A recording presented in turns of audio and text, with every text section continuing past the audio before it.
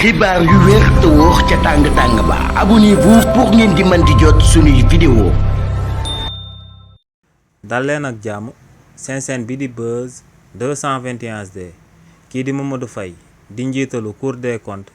daal dinay bind akub lettre kii di Ousmane Diagne di ministre de la justice ngir kookee daal di topplu lu tolloog 12 dignitaires yu bokkoon ci régime président Macky Sall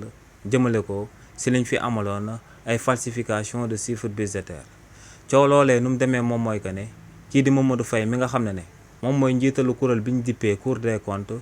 kuréelam boobee dafay amaloon akub rapport te rapport boobee tàmbale woon ci atum 2019 daal di jeexee ci atum 2024 te ci biir rapport boobee ñu identifié woon ay personnages yu bokkoon ci régime président Macky Sall te amaloon fi ay falsification de chiffres budgétaires daal di jaaree foofee daal di réeral lu tollook 4000 milliards yu sénégalais yi nga xam ne kenn mënu laa wax fu mu daal di jaar. li ni mel nag moom moo sabab kii di Mamadou Faye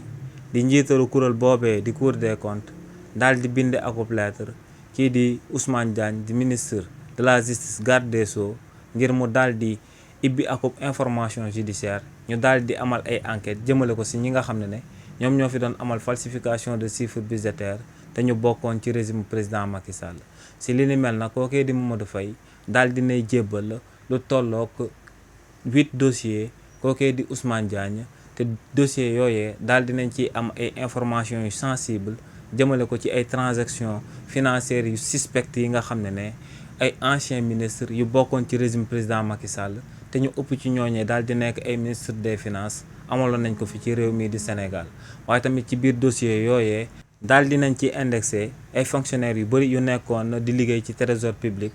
ci réew mii di Sénégal ginnaaw ba fi président Macky Sall di daan nekk ci bopp réew mi. donc ci tënk daal ci semaine bi ñu jëm dinañ namat ibbiwaat lu tollook 8 dossiers te si li ni mel dinañ ci daal di toppaat ay anciens ministres yu bokkoon ci régime président Macky Sall ngir ñooñee daal di taxaw daal di layoo ci haute cour de justice ci réew mii di Sénégal jëmale ko ci ay tooxi duuna yi nga xam ne dafa concerné woon alal bi nga xam ne Sénégal yëpp ñoom ñoo ko daal di bokk. xibaar yu wér te wóor ca tàng-tàng ba abonnez-vous pour ngeen di mën di jot suñuy vidéo.